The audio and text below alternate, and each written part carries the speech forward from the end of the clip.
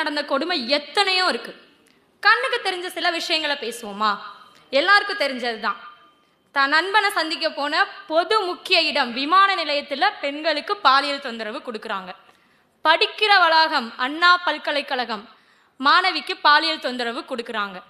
நந்தனம்ல கேன்டீன்ல வேலை பார்க்குற பொண்ணுக்கு கேன்டீன்குள்ளேயே பாலியல் வன்கொடுமை பண்றாங்க. சரி, தமிழ்நாட்டு பெண்களை தான் இவ்வளோ பாடுபடுத்துறாங்கன்னு பார்த்தா பிற மாநிலத்தில இருந்து பிழைக்க வந்த பெண்களை கூட விட்டு வைக்கிறது இல்லை. அங்கேயும் கைவரிசையை காட்டுறாங்க. அடையாறுல ஒரு பெண்ணை 4 பேர் சேர்ந்து பாலியல் வன்கொடுமை செஞ்சு கொலை பண்ணிட்டு போறாங்க. இது என்னன்னா தமிழ்நாட்டுக்கு வந்த சோதனைன்னு நம்ம எதிர்த்து கேட்டா கொலை, எதுக்கு எடுத்தாலும் ஊழல், ஏன்னு கேட்டா அரசியல். இதுதான் இப்ப தமிழ்நாட்டோட நிலைமை.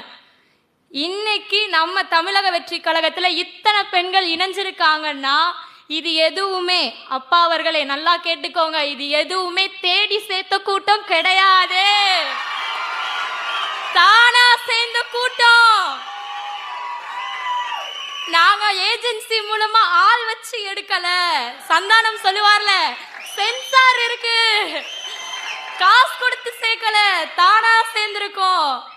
தமிழக வெற்றி கழகத்துல இத்தனை பெண்கள் இவ்வளவு பேரு தைரியமா இன்னைக்கு வந்து பேசுறாங்க, தைரியமா தன்னை ஒரு கட்சியில இணைச்சுக்கிறாங்க, அரசியல்ல ஆர்வம் காட்டுறாங்கன்னா அதுக்கு ஒரே காரணம் தான், பெண்கள் நாங்க சேர்ந்த கட்சி அப்படி, அக்கட்சி தலைவர் அப்படி, அக்கட்சியும் அக்கட்சி தலைவரும் பெண்களுக்கு கொடுக்கிற மரியாதை அப்படி, முக்கியத்துவம் அப்படி, பாதுகாப்பு அப்படி, பங்களிப்பு அப்படி.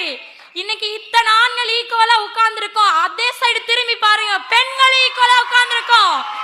எந்த கட்சியில பார்த்திருக்கீங்க இத?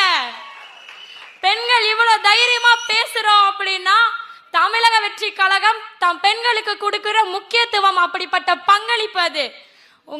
உங்க கட்சியில பார்த்தா நம்ம சொல்லக்கூடாது, தொகுதியில நிக்க கூட பங்களிப்பு இருக்க மாட்டேங்குது, முக்கியத்துவம் இருக்க மாட்டேங்குது. அப்புறம் எப்படி தமிழ்நாட்டு பெண்களுக்கு முக்கியத்துவம் இருக்கும்?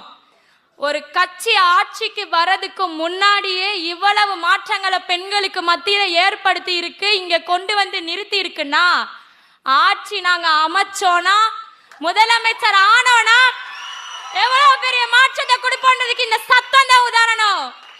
எங்களுக்காக இல்லைனாலும் பெண்களோட பாதுகாப்புக்காகவும் இந்த முன்னேற்றம் இன்னும் அதிகமானதுக்காகவும் நீங்க முதலமைச்சர் ஆகணும் அண்ணா.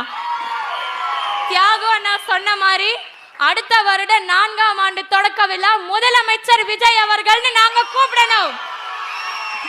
கூப்பிடுவோமா? தமிழக வெற்றி கழகம் வாழ்க, தளபதி விஜய் வாழ்க. தேங்க்யூ. பேசணும். உங்க விஜய் உயிர் என்ன வரனா